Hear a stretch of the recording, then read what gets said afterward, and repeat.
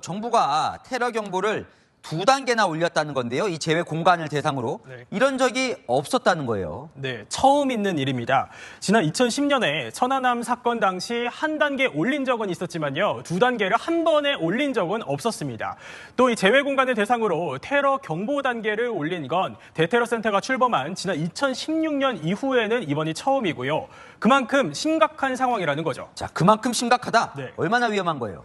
네, 이번에 상향 조치가 이루어진 제외 공간 5곳은요. 캄보디아, 선양, 라오스, 베트남, 블라디보스톡입니다. 해외에 있는 북한 사람들의 주요 탈북 루트로 알려진 곳들인데요. 특히 우리나라와 북한 공관이 같이 있는 곳들이어서 서로 접촉 가능성도 높고 그만큼 위험도 큽니다. 이례적인 조치가 이루어진 건 우리 공관원뿐만 아니라요. 교민들의 안전도 안심할 수 없다는 판단이 깔린 것으로 보입니다. 조금 더 구체적으로 지금 어떤 위험이 우려되는지 좀 설명을 해주시죠. 네, 우리 정보당국은요, 이 북한 요원들이 우리나라 제외 공간을 감시하고 또 우리 국민을 테러 목표로 물색하고 있는 구체적인 정황을 확보한 상태입니다. 국민 안전을 고려해서 이 정황들을 세세히 밝힐 수는 없지만요, 북한 요원들이 우리 공관원이나 교민을 납치하거나 해할 수 있는 가능성이 있다고 판단한 것으로 보입니다. 우선 앞서 말씀드린 5곳 중에 특히 캄보디아와 선양에서 테러 발생 가능성이 높아서 예의주시를 하고 있고요. 경보를 격상한 공간은 지금보다 더 늘어날 수도 있습니다.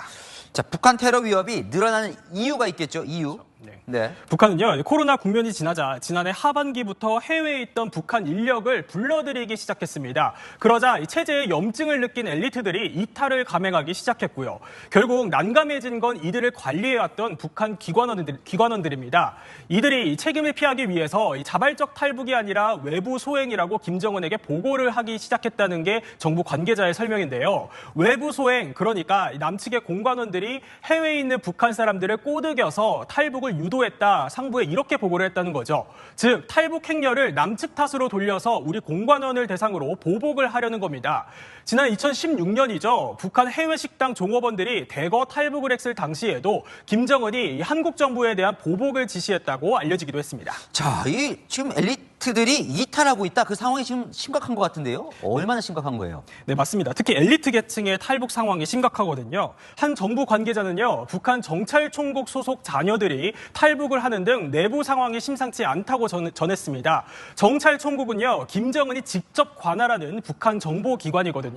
여기서까지 탈북이 일어난다면 내부 기강이 제대로 안 잡히고 있다는 방증인 거죠.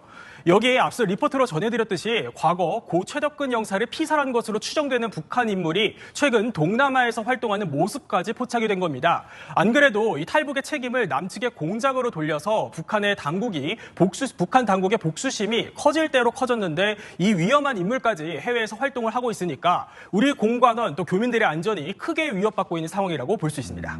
28년 전 고 최덕근 영사 암살에 가담한 걸로 추정되는 북한 공작원이 최근 해외 활동을 재개한 정황을 포착한 것으로 전해집니다. 지난 1996년 러시아 블라디보스톡 영사관에 파견돼 마약 밀매 실태를 추적해오던 고 최덕근 영사가 피살됐습니다. 고인의 시신에서 북한 공작원이 주로 사용하는 독극물이 발견되면서 북한이 배후로 지목됐습니다. 최근 당시 살해범으로 추정되는 북한 공작원이 동남아에서 활동을 시작한 정황을 우리 정보당국이 포착한 것으로 전해집니다. 이런 북한의 심상치 않은 움직임에 정부는 제외 공간 5곳에 대한 테러 경보를 격상시켰습니다. 관심에서 테러 발생 가능성이 농후한 수준인 경계로 2단계 높인 겁니다. 북한의 위협 때문에 제외 공간을 대상으로 한 테러 경보가 한 번에 2단계나 조정된 건 이번이 처음입니다. 테러 경보를 격상한 제외 공간은 블라디보스톡과 선양, 캄보디아, 라오스, 베트남 등 총 5곳. 북한과 교류가 잦은 국가들인데 탈북 루트로 활용된다는 공통점이 있습니다. 정부는 이 가운데 특히 선양과 캄보디아 공관 상황을 예의주시하고 있습니다. 정보당국은 북한의 테러 가능성이 높아진 이유로 해외 북한 엘리트들의 탈북을 꼽고 있습니다. 이들을 관리했던 북한 기관원들이 탈북에 대한 문책을 피하기 위해 남측의 공관원이 물밑에서 탈북을 유도했다는 식으로 상부에 허위 보고를 하고 이에 대해 보복을 하려고 한다는 겁니다. 정보당국은 테러 경보를 격상시켜야 할 공간이 늘어날 수 있다고 보고 있습니다. 안녕하세요. 우리가 이제 좀 공개적으로 여지껏 지금 저희가 겪고 있는 일들에 대해서 좀 말씀을 드리고 기도 부탁도 하고 저희를 쫓고 있는 사람들한테 하고 싶은 말이 있어서 지금 공개를 열었는데, 자, 이제 뉴스를 봤는데 어때요? 방금 뉴스 봤는데 우리. 이 뉴스를 봤을 때는 우리 얘기인지 몰랐지. 나 처음 저 뉴스 봤을 때 있잖아. 오, 무슨 생각했냐면 대체 해외 나와 있는 대한민국 사람들 중에 무슨 짓을 해야지 북한이 저렇게 암살하려고 그러고 테러하려고 그럴까, 납치하려고 그럴까 이 생각을 했거든. 근데 그게 우리 얘기일 줄 몰랐지. 그러면 아시다시피 저희는 외국에 살고 있습니다. 한국에 나와서 외국에 지금 몇 년째 거주 중인데 사건의 발달을 잠깐 말씀을 드리면 이제 이 뉴스가 이제 저 뉴스를 먼저 봤어요. 이런 뉴스들 뭐 지금 이런 내국민 테러를 하려고 그런다 북한이 납치하고 나 진짜 내일인지 몰랐거든.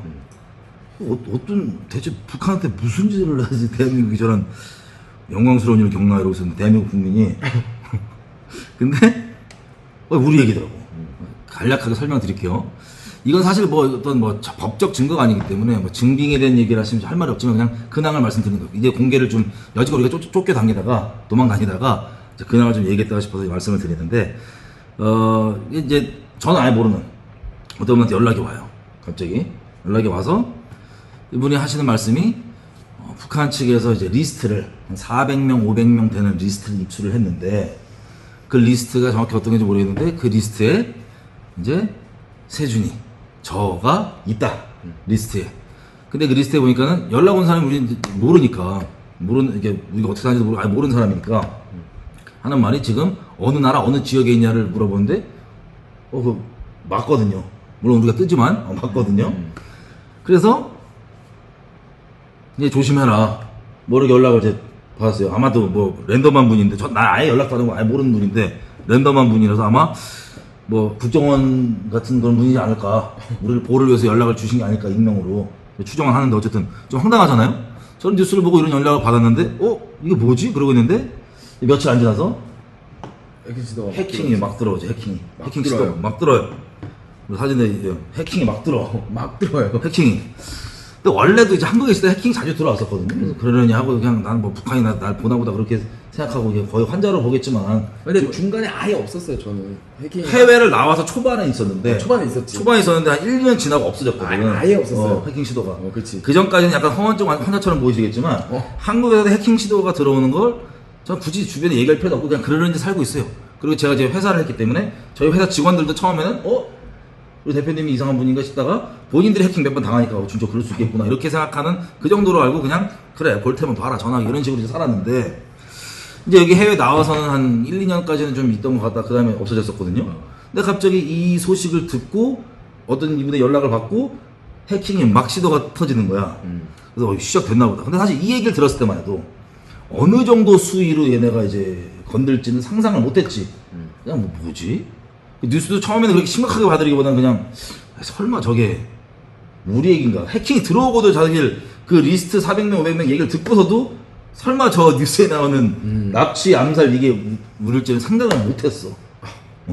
상상을 못했어.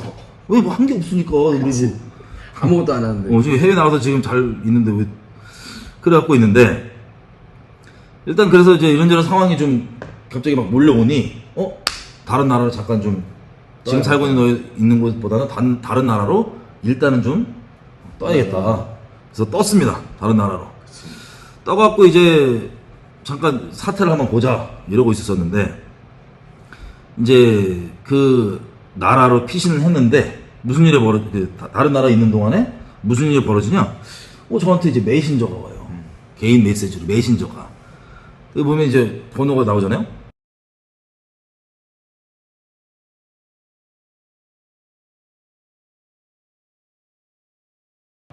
이거 호주 번호인데 호주 번호로 저한테 메시지가 와요. 근데 이 메시지 내용에 보면 굿모닝 오늘 제 아들 이름을 딱 대면서 그다 이름을 대면서 얼굴을 보니까 멍이 들어있다. 그리고 그녀 그러니까 제 아들을 여자라고 착각한 거예요. 이 사람이 북한 사람이겠죠. 정보 이름을 뺐는데 아들이 학교에 왔더니 여기 멍이 들어있다. 무슨 일인지 알 수 있냐 그러면서 애 먹는 사진을 딱 보낸 거예요. 이렇게 애 먹는 사진을. 자 근데 그날 뭐냐면 애가 아파서 나는 그때 해외에 너랑 나랑 일단 가족은 내버려두고 일단 그때 나갔었던 상태구나. 그치. 혹시 모르니까 급히 나갔으니까. 근데 그날 이제 아파갖고 안 갔거든 유치원에. 보다가. 근데 안 간 걸 내가 알고 있는데 이 메시지가 딱 온 거야. 그래서 내가 보고 좀 심각해지는데 점점. 그렇지. 왜 뭐가 심각하냐? 첫째니까 이름이 고다야. 그치. 한국말로 고다인데 영어 스펠링은 달라. 그럼 유치원 선생님들은 영어 스펠링으로만 알 거 아니야. 근데 이 사람이 보낸 메시지를 그대로 읽으면 한국말로는 내 아들 이름이 맞는데 영어 스펠링은 달라서 영어 애들이 쓰는 이 유치원 선생님들 쓰는 말이 아니야. 그리고 아들인데 여기 보면 쉬라고 되잖아. 쉬 엔터. 그러니까 얘가 성별을 아직 파악 못한 건데 이렇게 대담하게 시도를 한 거야. 내가 이걸 보고 안 되겠다.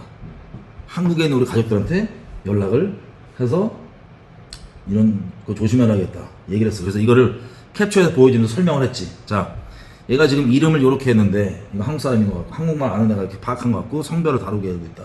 오늘 학교 안 갔는데 유치원 안 갔는데 간 것처럼 이렇게 했다. 조심해라. 이 얘기를 카톡에 보내고 바로 입에서 다시 봤다? 다 지운 거야. 그러면 추정할 수 있는 게 뭐냐면 카톡은 기본 읽고 있구나 지금 라고 저의 개인적 추정이 되는 거예요. 그러고 있는데 또 너도 전화가 왔지. 전화 왔죠. 저희 어머니한테 전화 와서 이런 사이에 얘한테도 이제 가족들한테 전화가 오는 거예요. 세준이가 연락이 안 된다. 그래서 세준이가 어디에 있는지 뭐 하는지 혹시 아시냐? 그러니까 어떤 사람이 전화를 한 거예요. 어머니한테. 세준이 어머니한테. 그렇게 했는데 저희 어머니가 또 마침 하나님께서 딱 정말 절묘한 타이밍에 그 전날 저희 어머니랑 엄청 싸웠거든요. 전화로 안 한다고. 연락을 안 한다는 이유로. 그래서 이제 너 이제 너 이제 뭐 죽든 말든 나 상관 안 할 거야 이러면서 끊었어. 어머니께서. 어머니께서. 그래서 제 전화 안 했어 엄마한테. 하여튼 그렇게 끝났어. 근데 이제 뭐 제 지인이라고 전화 오니까 저희 어머니는 안 그래도 화났는데. 격양이 되어 있으신 상태에서 만사가 화가 또 이렇게 치밀어 오르셔서 제 친구인 줄 알고 나도 모르겠다고 연락 안 한다고 죽었나 살았나 생사 나도 좀 알려달라고 이러고 그냥 전화를 바로 끊으셨다는 거. 그 신의 한 수 전하는 거. 그렇지. 신의 한 수. 왜냐면 저기 세준이 연락이 안 된다 어디 계신지 아냐고 나도 몰라 이렇게 하고 이제 끊는 거야. 쉽게 얘기하면. 전날 격양되게 싸웠으니까. 그렇지. 그것도 하필 연락 안 하는 내용. 하여튼 그런 식으로 이제 보니까 여기도 연락이 막 이렇게 막 가는 거야 막 그 마수가 이놈들이. 그렇지. 그래서 우리가 한 곳에 오래 있으면 안 되겠다 싶어갖고 또 다른 나라로 또 이제 옮겼어요. 옮겼는데 이 나라는 제가 실명을 얘기해야 될 것 같아요. 이 나라는 어디냐면 싱가포르로 우리가 또 옮겼어요.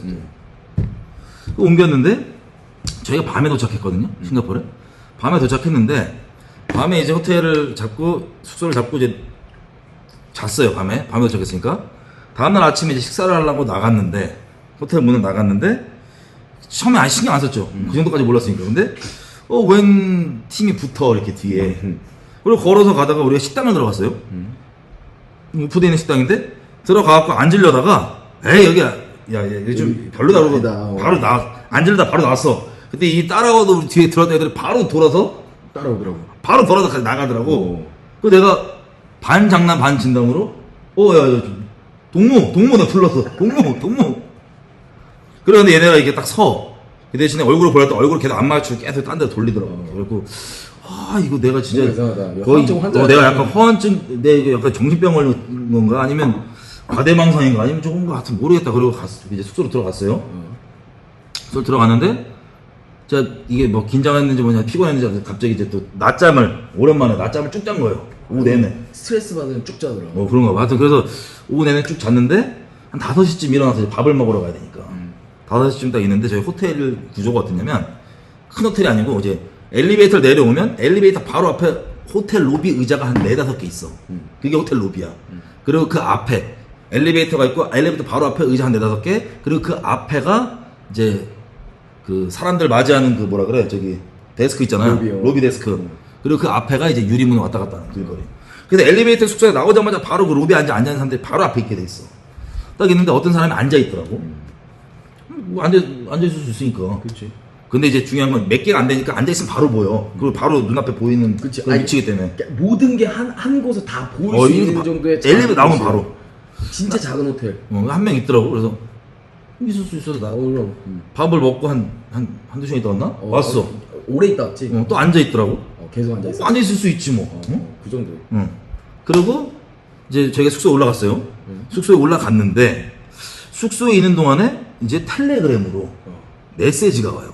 텔레그램으로. 어떤 메시지냐? 해외 문자가 오지. 텔레그램으로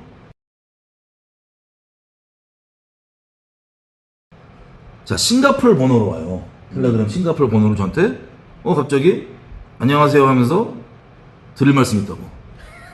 저 또 딱 안녕하세요 보자마자 이것도 귀찮게 구네 갑자기 찾아와서 또 못 살게 구네. 또 못 살게 구네. 아니 갑자기 찾아와가지고 또 못 살게 구네. 저 또 딱 안녕하세요 보자마자 이것도 귀찮게 구네 갑자기 찾아와서 또 못 살게 구네. 또 못 살게 구네. 부가 부니까 걸 알고 제가 그래서 뭐냐고 무엇일까요 그랬더니 자기가 자기도 그리스도인인데 어쩌는데 박세준 나쁜 놈이다 이런 내용도 막 있어요. 박세준이 중대도 교주였다. 하여튼 교주였다 그러면서 막 나쁜 놈이다. 믿기지 않는 거 알지만 나쁜 놈이다. 그래서 나 믿기는데 속으로 어쨌든 이게 장난이고 어쨌든 이걸 보면서 박세준과 함께 있으면 넌 위험하다. 저한테 막 얘기를 하는 거예요. 그래서 그럼 제가 뭘 하면 될까요? 그랬더니 박세준이 어디인지만 얘기해달라고. 그 이유는 자기가 다 알아서 하겠다고. 그래서 그럼 얼굴과 성함 알려달라. 위험해서 자기도 그렇게 할 수가 없대. 근데 자 보세요. 박세준이 싱가포르에 있는 것까지는 정보를 얻을 수 있어서 연락드렸대. 이미 알고 있는 거야. 지금 우리 어젯밤 도착했잖아. 알고 있는 거야. 그래서 했지. 알려드리면 어떻게 할 겁니까? 물어봤더니 이 사람들 하는 말이 박세준 넘겨야 합니다. 그게 모두 살 길이래. 그러니까 협박도 들어있는 거지. 뭘 모두 살아. 그래서 어디로 넘겨요? 그랬더니 어딘지만 얘기하고 사례가 필요하면 얘기해달라. 그래서 제가 그랬지. 얼마나 들을 수 있대. 오케이. 나 돈 필요해요. 얼마나 줄 수 있는데요? 사례가 필요하면 얘기해달라. 그래서 제가 그랬지. 얼마나 들을 수 있대. 오케이. 그럼 어떤 방법으로 줄 거냐 돈. 내가 넘기면 세준이 그래서 만나서 말고 그 전에 넘겨주면 내가 줄게 세준이. 이렇게 안 된대. 그래서 제가 그랬죠.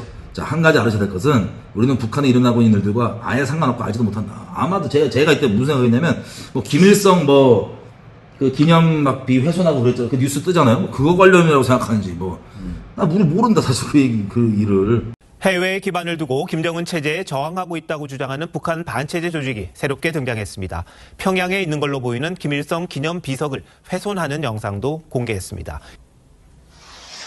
한 남성이 붉은 글씨가 새겨진 비석에 조심히 다가가 먹물을 뿌립니다.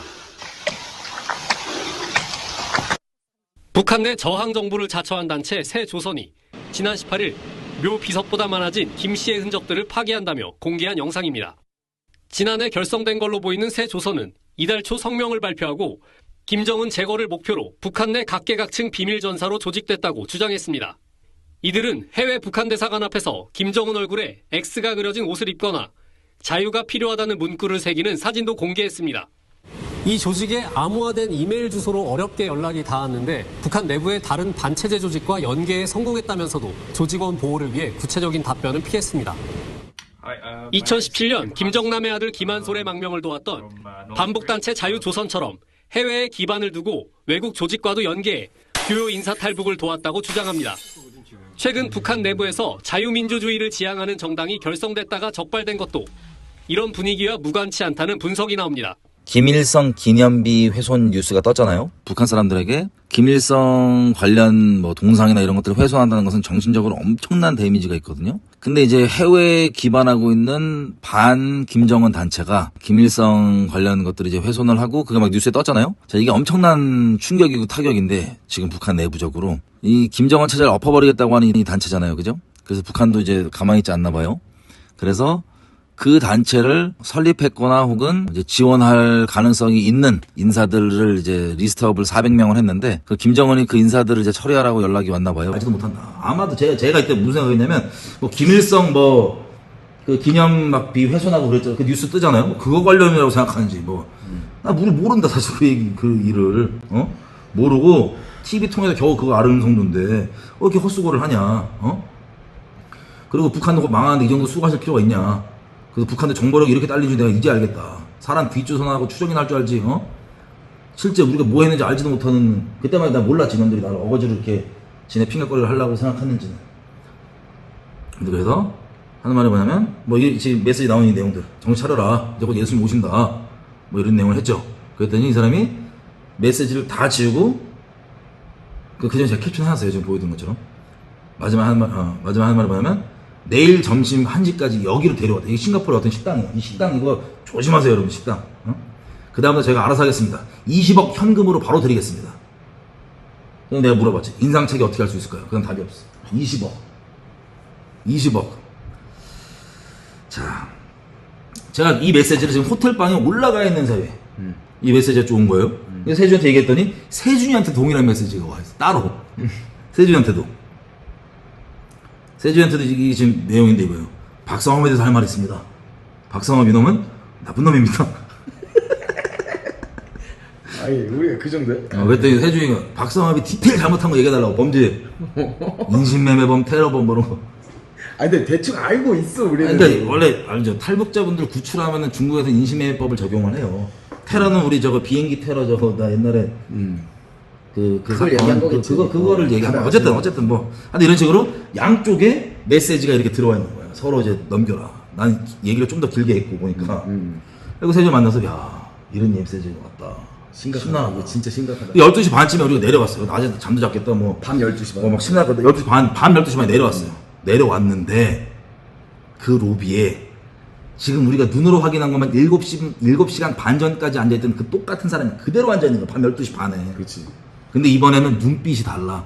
아예. 얘를 눈빛으로 후벼 파요.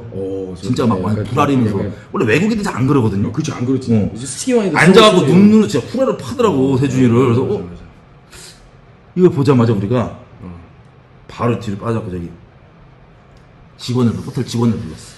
자, 저 사람이 지금 저기 계속 내가 본 것만 7시간 넘게 앉아있는데 저 사람이 대체 왜 저기 이렇게 오래 앉아있냐 라고 물어봤더니 이 사람이 하는 말이 뭐냐면 저 사람은 자기 지인이 이 호텔 숙소에 머물고 있는데 연락이 아직도 안 닿아서 연락 닿을 때까지 기다리고 있다는 거예요 지금. 이 얘기를 제가 듣자마자 그잖아 짐 싸자. 짐을 쌌어요 그 자리에서. 새벽이잖아요. 짐을 쌌어. 짐을 싸고 티켓을 주변에 가장 저렴하고 괜찮고 빨리 가까이 있는 걸로 막 알아봤어. 티켓을 그 자리였어.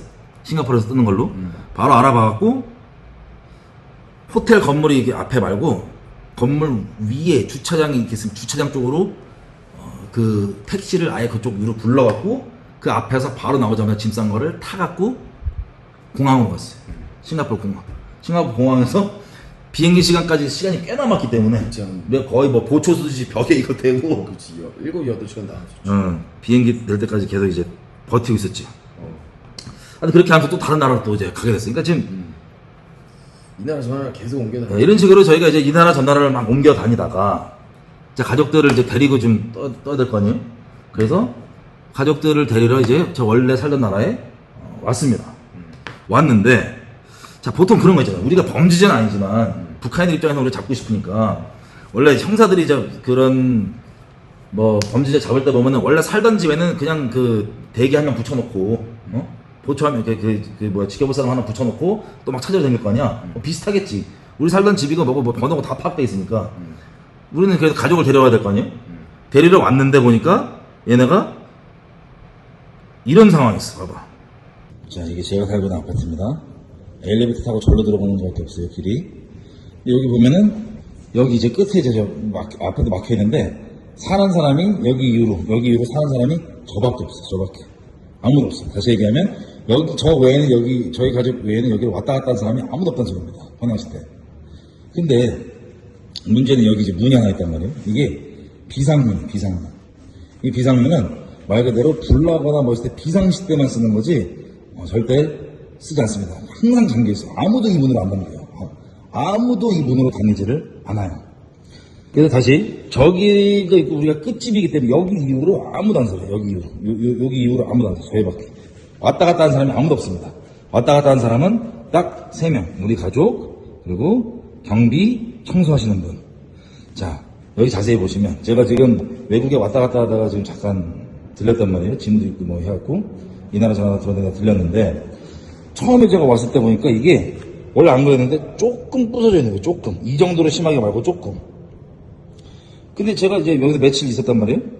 이제 떠나는데 이제 며칠 있었는데 이제 떠납니다. 이제 며칠 있다가 보니까 이게 더 부서지는 거예요. 여기 다니는 사람이 없어요. 다시 말하자면 여기 다니는 사람 없어요. 저와 저희 가족 경비 아저씨 청소하시는 분 빼놓고는 없습니다. 근데 봐봐요. 한 가지 특이해. 이걸 왜 뭐라고 추측할 수가 있냐? 이 문은요, 이 레버로 열리는 문이 아니에요. 원래부터 이걸로만 열려요. 잘 보세요. 이걸 열어서 이렇게 당기고 있어야지. 요걸로 여는 거예요. 이 문은 원래부터 이걸로 여는 게 아니에요. 이걸 누가 알고 있냐?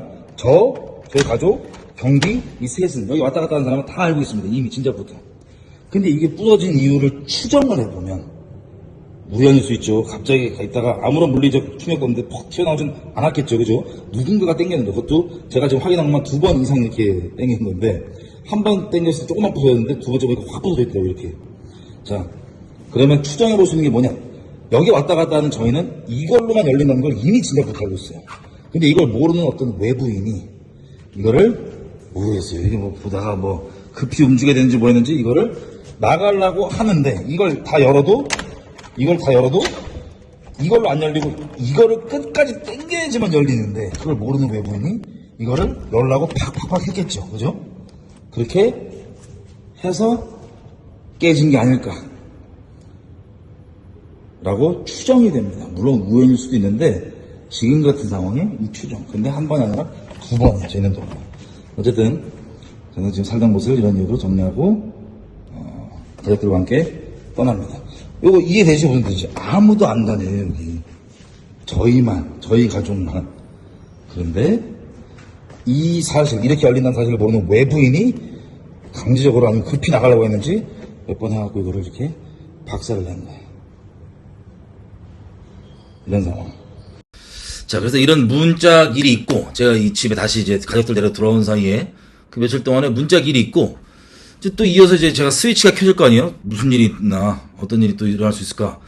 근데 제가 이제 아파트 1층 엘리베이터에 나갔는데, 엘리베이터 문이 열리자마자 저쪽 멀리서 이 엘리베이터 쪽을 바라보고 있던 어떤 한 사람이 저 얼굴 마주치자마자 바로 돌아서, 그 엘리베이터 그쪽 가면은 그 사람이 돌아서 걸어가는 방향은 주차장이거든요. 주차장이 1층, 2층 올라가는데 차가 올라가지 사람이 걸어 올라가지 않아요. 사람이 걸어 올라가는 일이 없습니다. 거의 없다 보시면 돼요.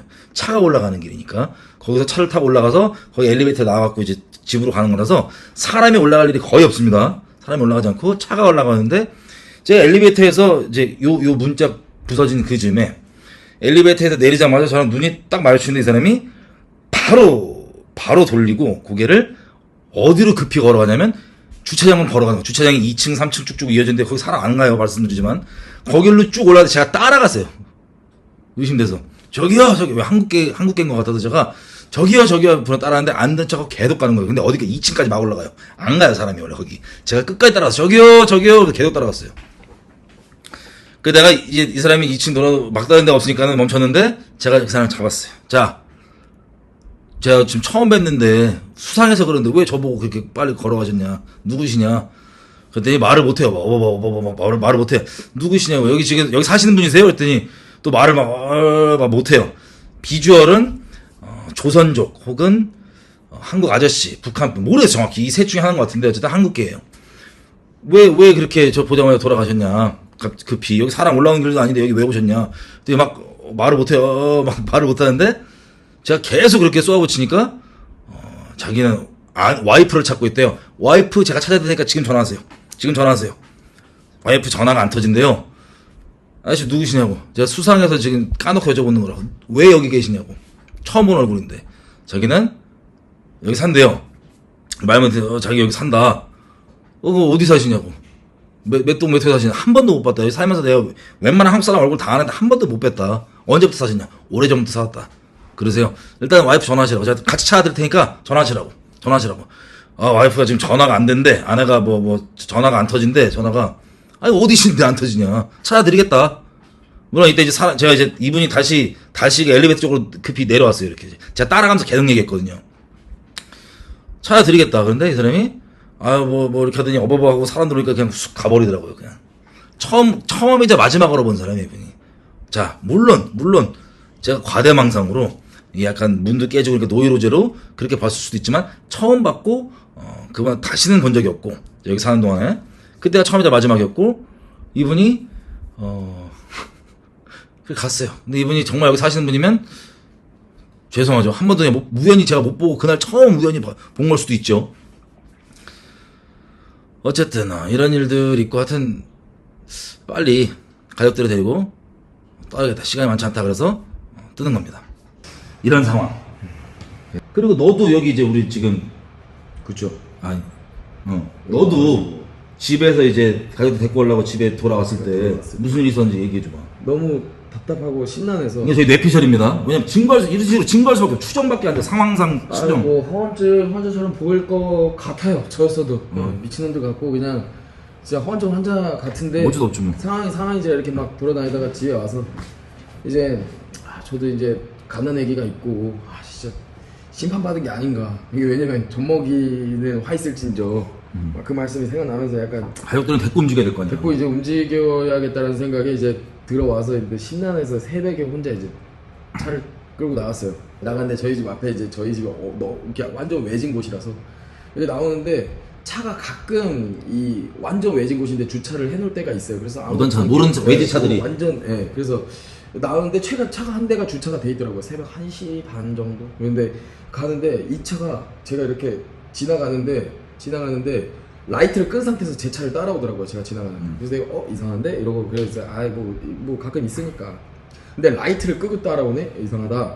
그래서 해서 이게 나가려면 외진 곳이라서 원웨이라서 나가려면 나가는데 제가 일부러 속도를 쫙 올렸어요. 하고 올려봤는데 같이 따라오더라고요. 제 차를. 그래서 내가 뭐 같이 속도를 낼 수 있으니까 그거 있잖아요. 그냥 괜한 승부욕. 그래서 그러니까 뭐 따라오려나 보다 그냥 이렇게 말하는데 로타시 지나서 큰 길로 딱 들어가는데 빠지는 길이 있어요. 직진 가고 있는데 빠지는 길을 제가 깜빡이를 안 켜고 하고 가다가 빠진 길을 깜빡이를 안 켜고 빠질 때 확 빠져서 가봤어요. 확 빠져서 갔는데 그 차도 같이 빠져서 오는 거예요.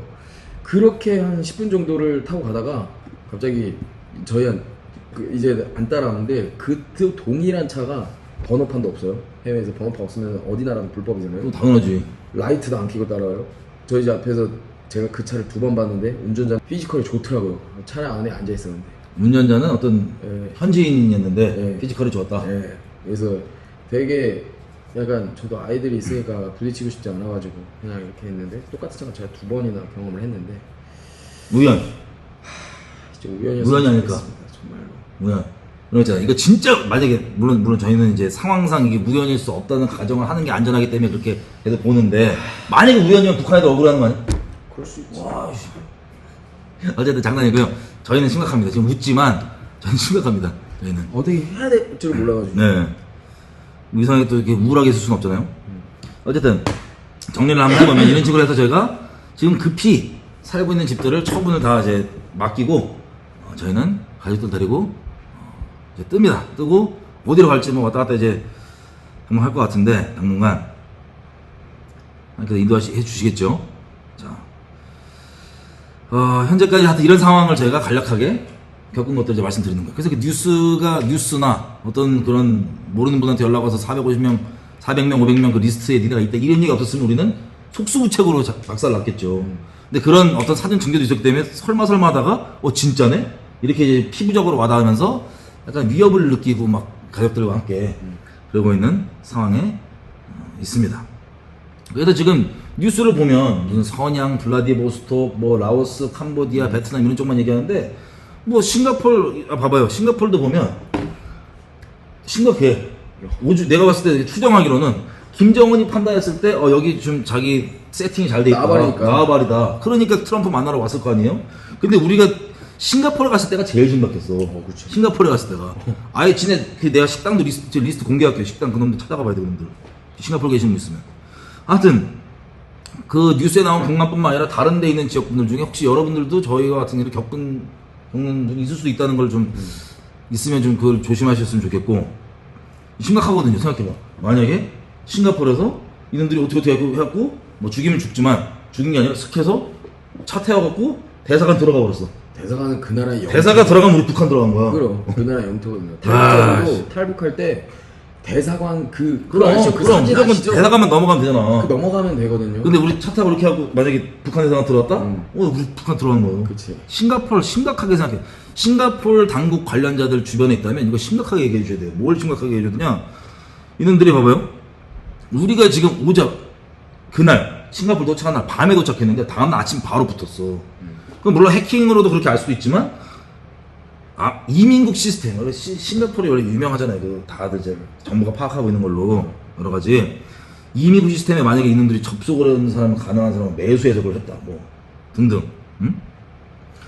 그런 거 한번 심각하게 생각해봐야 돼. 제가 그 식당 정보도 드릴 테니까 그것도 심각하게 그게 걔네 아지트인지 어떤 그걸 통해 무슨 짓거리를 하는지 한번 심각하게 좀 확인해봐야 돼요. 싱가포르 만약에 단순 북한의 자체적 해킹으로만 우리 정보를 뺀 게 아니라 싱가포르 특히 심했으니까 싱가포르의 어떤 정부 내부자랑 이런 북한 애들이랑 연결이 있어갖고 뭐 정보 빼돌린다 이러면 우리 같은 이제 전 세계 관광객들 입장에서도 싱가포르 신뢰가 안 되는 거예요. 그거를 되게 제가 싱가포르를 비방하는 게 목적이 아니고 싱가포르이 모든 그런 여행자들에게 안전함을 정말 과시하기 위해서라도 확인해주기 위해서라도 이런 거 분명하게 좀 누가 저희 기록들 있잖아요. 저희 이국 기록들 있는 거 누가 확인해봤는지, 누가 접촉해서 그거 빼가봤는지, 뭐 등등 좀 확인할 수 있으면 확인하는 게 좋지 않을까라는. 어쨌든 제가 이제 그 싱가포르는 또 보안과 투명성을 또 중요시 여기는 나라는 걸 얘기하니까 제가 비방하는 게 아니고 관련자 말씀을 저희가 겪은 일이잖아요. 싱가포르에서 심각하게 정말 생명의 위협이 되는. 늙어.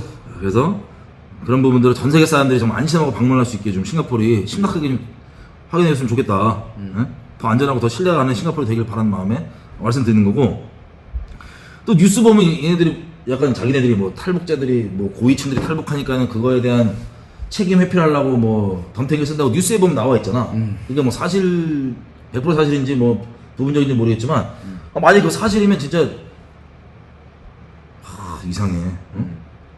김정은이 만약에 이걸 보고 있다면 얘기해야 돼. 넌 속고 있는 거야.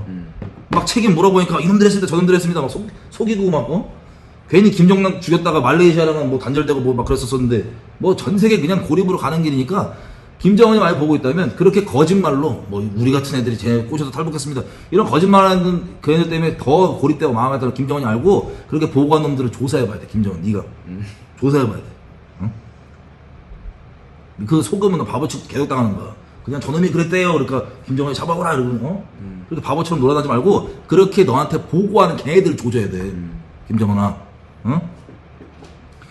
자, 어쨌든 이런 상황인데 하나님이 제 유일한 방패이시고 보호자이시죠.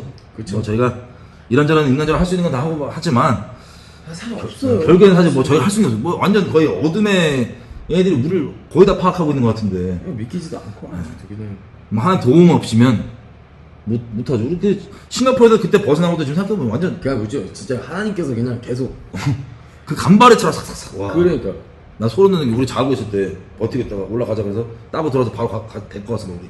대사관으로. 쫙 해갖고 뭐 재워갖고. 영화 속 이야기가 아니라니까요. 이게 이건 저희 상상이었는데 방금은. 근데 지나고 나면은 막 그럼 왜 기다렸냐고 그렇게. 밤새 지금 밤새 기다리 작정이잖아. 말하면서도 믿기지가 않는데. 어쨌든 하나님께서 저희 유일한 보호처이시고 하나님의 거하는 게 유일한 방패입니다. 그래서 영적으로 하나님께서 그렇게 보호해 주시는 걸 믿고 있고 하지만 이제 우리가 상황상 지금 원래 살고 있던 나라에서 급히 집을 정리하고 살던 데를 그냥 정리를 맡겨버리고 살던 나라를 가족들 모두 데리고 지금 떠나 있는 상태입니다. 네. 떠나 있는 상태.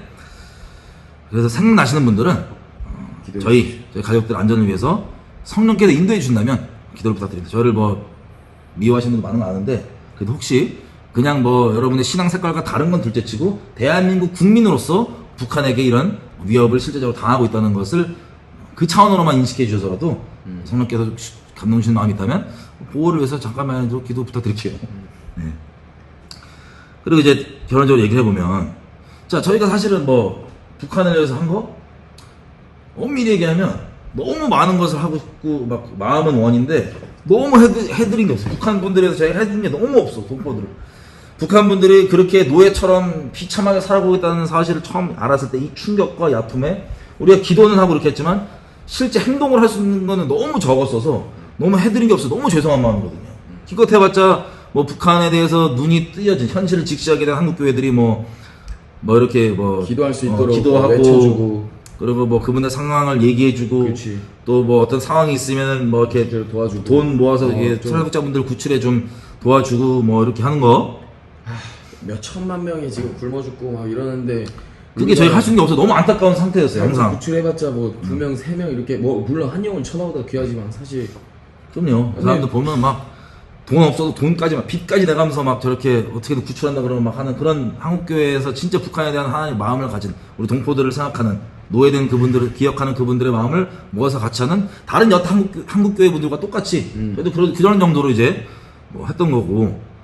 그리고 또 그것도 했지. 사진도. 뭐 그리고 이제 또 이제 열받는 일이 몇 개 있었으니까 뭐냐면 이제 예전에 알죠? 우리 한국에서 김정은 사진 저거 훼손했다고 릴레이 난리를 치길래 열받아서 우리가 김정은 사진 좀 태웠지. 현송월 삼지연 관현악단 단장이 이끄는 북한예술단 사전점검단이 서울역에 도착한 오늘 오전 보수단체가 인공기를 불태우는 등 반대 시위를 벌였습니다.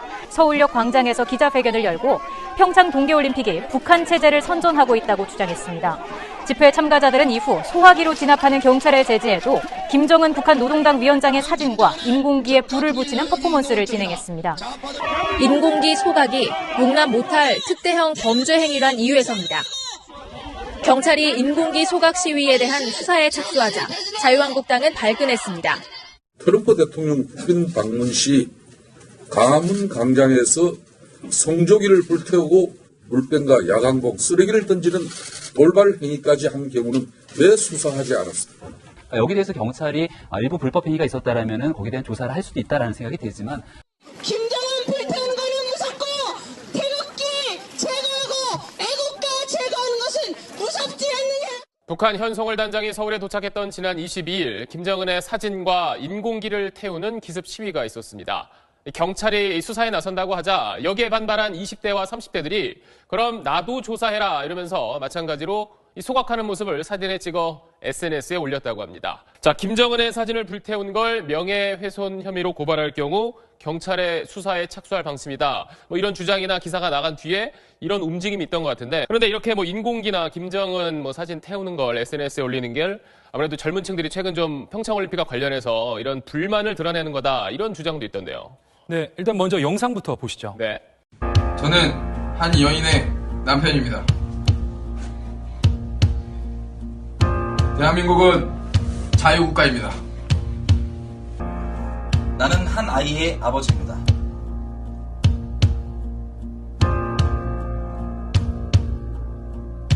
대한민국은 자유국가입니다. 이 사람들을 직접 취재해봤는데요. 네. 이 소각사진 올리는 걸 기획하고 맨 처음 사진을 올린 사람들입니다. 이 셋 모두가 같은 우파 성향 개신교 단체에서 활동을 하면서 문재인 대통령을 줄곧 비난해왔습니다. 이 뒤따라서 소각 장면을 올린 사람들의 사진을 보면 이들과 같은 단체 회원인 경우가 많은데 난리를 치길래 열받아서 우리가 김정은 사진 좀 태웠지. 그거는 북한에서 자기들끼리만 그 문제가 되는 거. 그것 때문에 여러분 3대가 정치범죄용소가고 박살나는 건 북한이잖아요. 그래서 우리 자유민주국가에 대해서 제가 불을 그거 뭐 기분 그렇게 나빴어 김정은? 참 그렇게 죽이면서 어쨌든.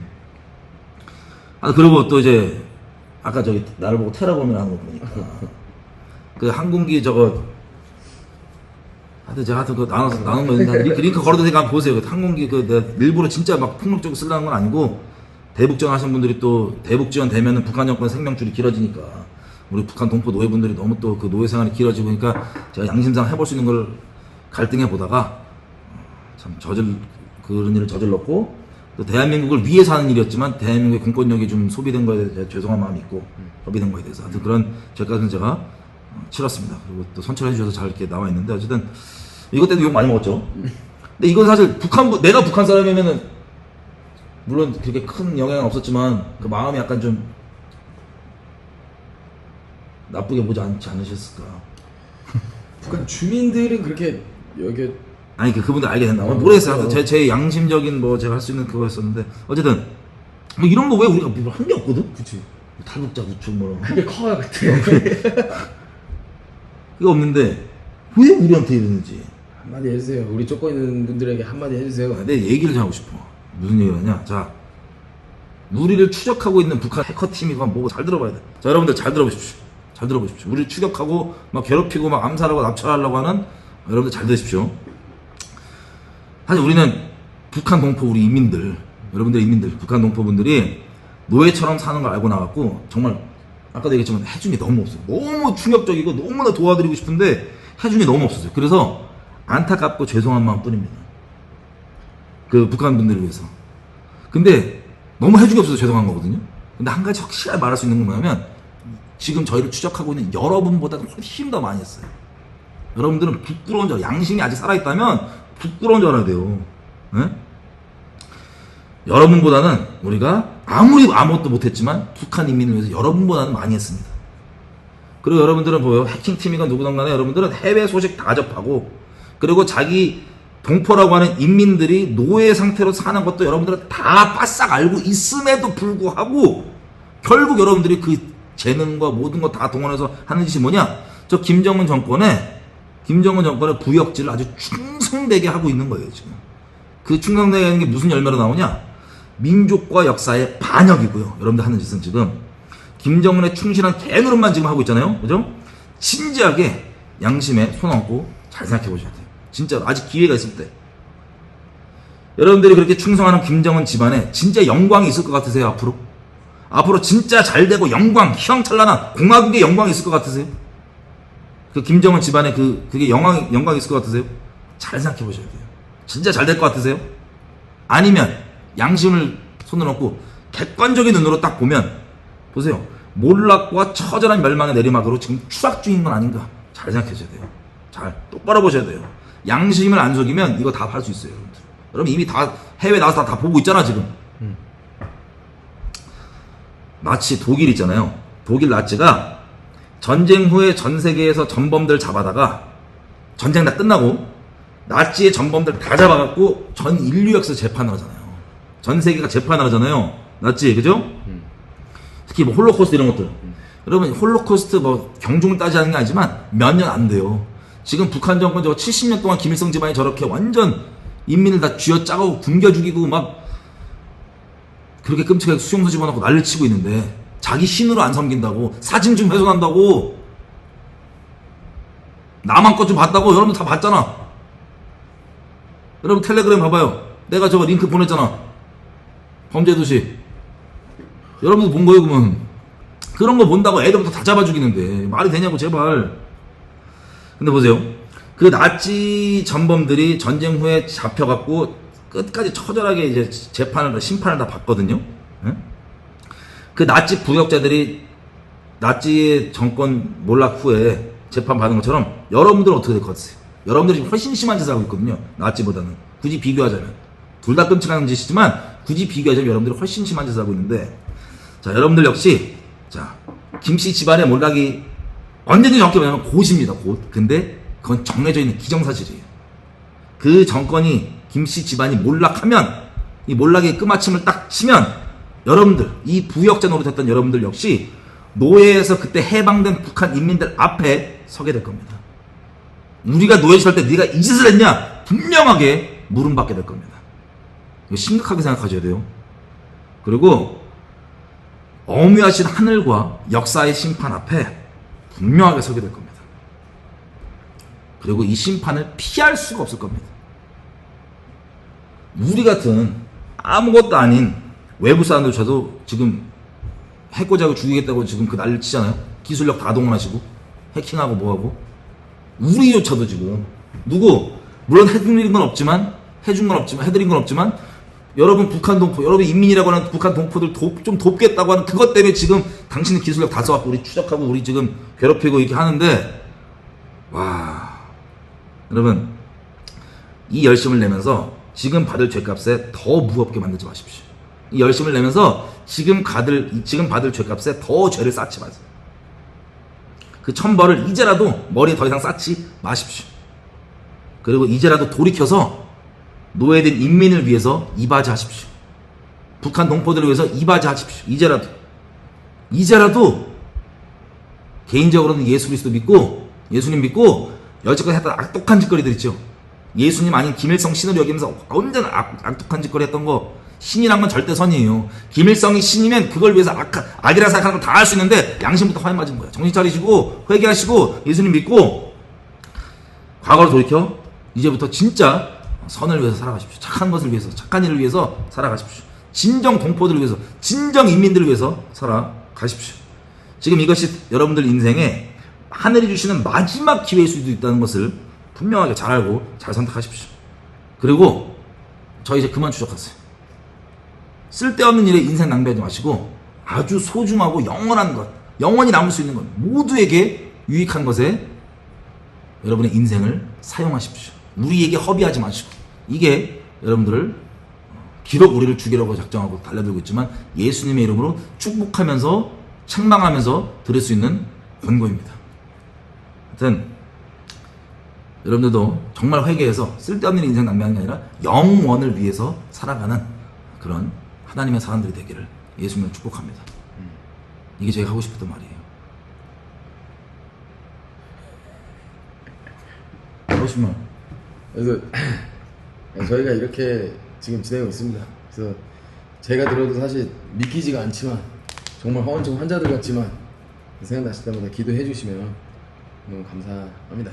저는 진짜 지금 오히려 저의 밑바닥을 보게 되고 믿음을 실제로 직면하게 되고 오히려 더 감사한 부분이 많아요. 이렇게 되면서 하나님 살아계심과 인도하심을 저희가 다 말씀드리고 다 말씀드리는 분이 엄청 많아요. 사실 말씀드리지 못한 부분이 많아서 엄청 많습니다. 하나님의 그 간증들이 나중에 때가 되면 하나님께서 진짜 너무 저희 지켜주고 계시니 무섭지가 않습니다. 두렵지도 않고 그리고 막 허언증 환자라고 말씀하셔도 됩니다. 근데 그런 거 신경 안 쓰고 허언증으로 보일 수 있죠. 근데 근데 우리에게 겪는 현실이에요, 이게 지금. 근데 이제 진짜 하나님 인도하심을 피부적으로 느끼고 있으니 기도해 주세요. 하여튼 저희와 비슷한 일을 겪는 분들이 혹시 있다. 그러면 하여튼 저희 뭐 혼자가 아니라는 거 아시고 주변에 허언증 환자 취급 받아도 이게 있다. 뭐 모르겠어요. 저희가 잘한 건 없고 죄도 많고 악한 놈들인데 이렇게 북한이 작정하고 상황이 이렇게 추적한다? 한편으로는 약간 잘 살아왔고 영광스러운 건가? 이런 생각도 드는데 영광스럽지. 어쨌든 네. 근데 너무 영적으로는 감사하고 뭐 육적과 이제 저희 인간적으로 생각할 때는 좀 고됩니다. 그래서 일단 지금은 당장 이제 집을 살던 날에 급히 빼고 처분을 맡기고 이제 또 이제 정처 없는 길을 가는데 아무튼 기대해 주시고 감사합니다. 예, 하나님 인도하신다 기대해 주십시오. 감사합니다. 저희 근황입니다. 예. 예.